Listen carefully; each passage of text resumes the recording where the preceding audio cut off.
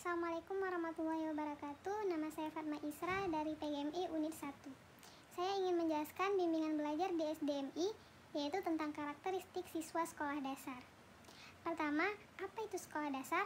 Menurut Kamus Besar Bahasa Indonesia, pengertian sekolah adalah bangunan atau lembaga untuk belajar dan mengajar, serta tempat penerimaan dan pemberi pelajaran. Sedangkan menurut Kamus Umum Bahasa Indonesia, sekolah ialah bangunan atau lembaga untuk belajar dan memberi pelajaran. Dari penjelasan tentang pengertian sekolah, maka dapat diartikan bahwa sekolah dasar ialah suatu tempat pendidikan yang mewadahi kegiatan belajar, mengajar yang berkaitan dengan atau tentang dasar-dasar pendidikan. Yang kedua yaitu ada karakteristik siswa sekolah dasar. Karakteristik anak-anak masing-masing berbeda-beda.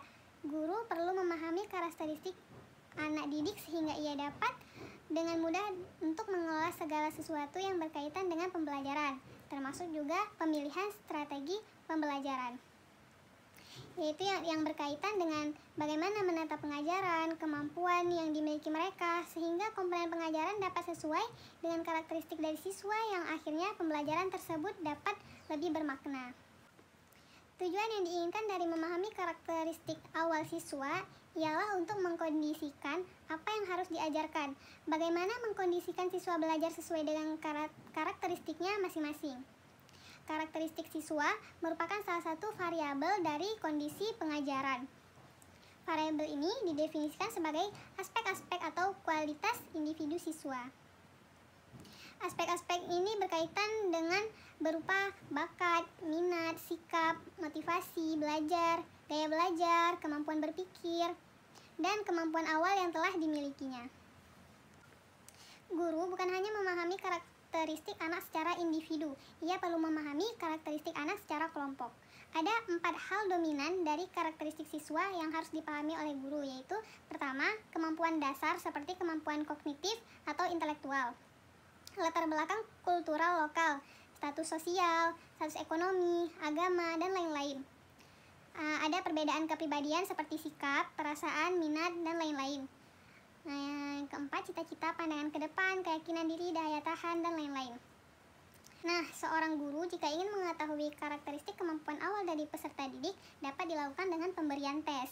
Tes yang diberikan dapat berkaitan dengan materi ajar sesuai dengan panduan kurikulum. Selain itu, pendidik dapat melakukan wawancara, observasi, dan memberikan kuesioner kepada peserta didik. Guru yang mengetahui kemampuan peserta didik atau calon peserta didik, serta guru yang bisa mengampu pelajaran tersebut. Nah, teknik mengidentifikasi karakteristik siswa adalah dengan menggunakan kuesioner, interview, observasi, dan tes latar belakang siswa. Guru juga perlu mempertimbangkan dalam mempersiapkan materi yang disajikan, diantaranya yaitu ada faktor akademis dan faktor sosial. Faktor akademis yang akan dikaji meliputi jumlah siswa yang dihadapi di dalam kelas, rasio guru dan siswa menentukan kesuksesan belajar, indeks prestasi, tingkat intelijensi siswa juga tidak kalah penting.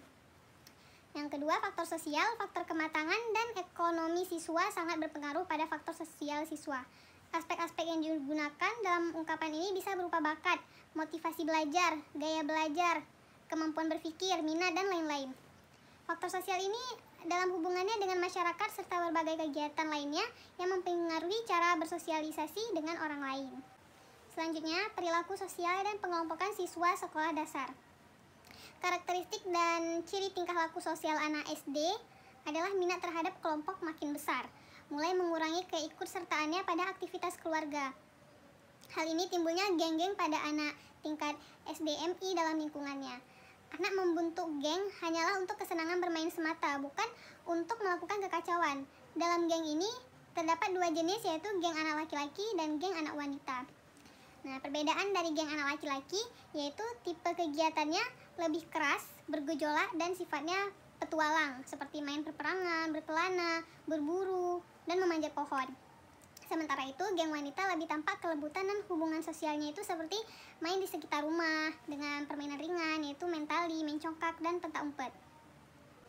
Pengaruh yang timbul pada keterampilan sosial anak di antara berikut ini ialah membantu anak untuk belajar bersama dengan orang lain dan bertingkah laku yang dapat diterima oleh kelompok. Melalui pergaulan atau hubungan sosial, baik dengan orang tua, anggota keluarga, orang dewasa lainnya, maupun teman-teman bermainnya. Anak mulai mengembang bentuk-bentuk tingkah sosial. Pada anak sekolah dasar, bentuk-bentuk tingkah sosial tersebut ditunjukkan dengan berbagai macam hal. Ada yang pembangkangan, itu yang negatifnya, yaitu suatu bentuk tingkah laku melawan.